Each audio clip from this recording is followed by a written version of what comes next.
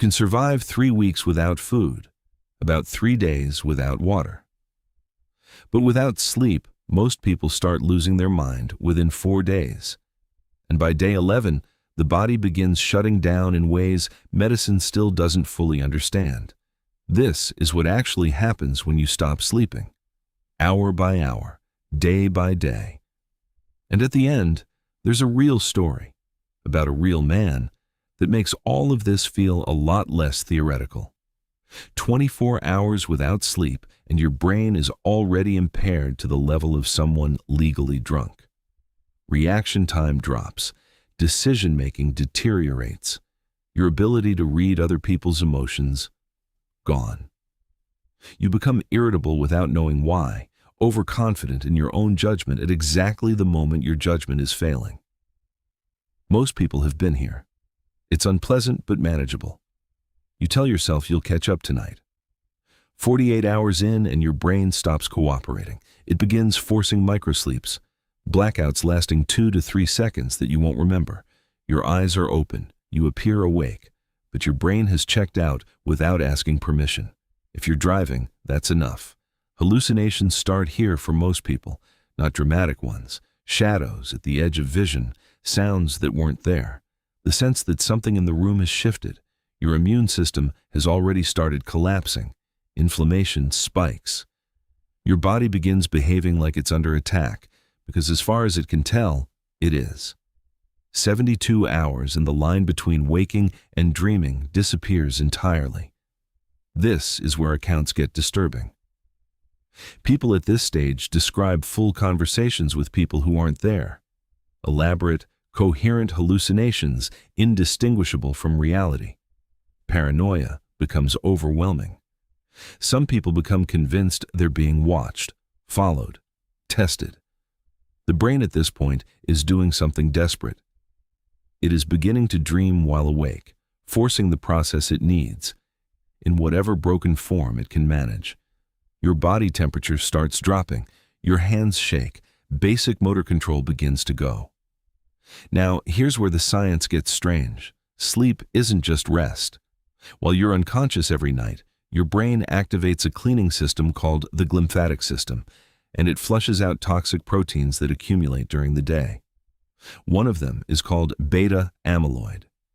You may recognize that name.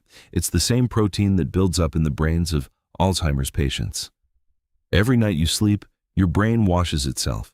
Every night you don't, the residue stays. Researchers now believe that years of poor sleep may not just correlate with cognitive decline. It may be one of the things causing it. You aren't resting when you sleep. You're running maintenance that nothing else can run for you. And then there's Michael Cork. In 1991, a music teacher from Illinois began having trouble sleeping. Within months, he couldn't sleep at all. Not difficulty, not insomnia, complete inability. He would lie down, close his eyes, and nothing would come.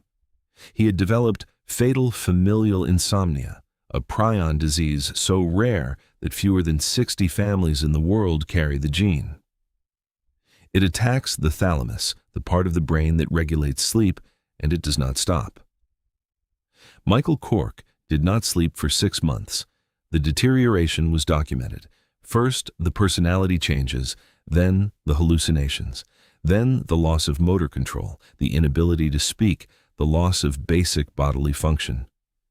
His mind, by the end, existed in a state that had no clinical precedent.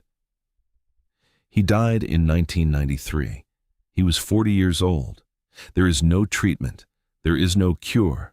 If the gene activates, the outcome doesn't change. Here's what makes all of this stranger. After everything, every study, every case, every century of humans spending a third of their lives unconscious, science still cannot tell you definitively why you sleep. There are strong theories: the cleaning system, memory consolidation, cellular repair, emotional processing. All of them are probably partially right. But the complete answer doesn't exist yet. The thing your body will literally die without, the thing your brain will hallucinate and break down to try to force, we don't fully know what it's for. You go unconscious every night, your sense of self dissolves completely, and something happens in there that keeps you alive and sane. And the most honest thing science can say about it is, we think we're getting close.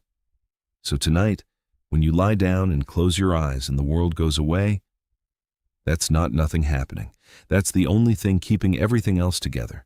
If this made you want to go to sleep, good. You probably needed the reminder. Subscribe. There's more.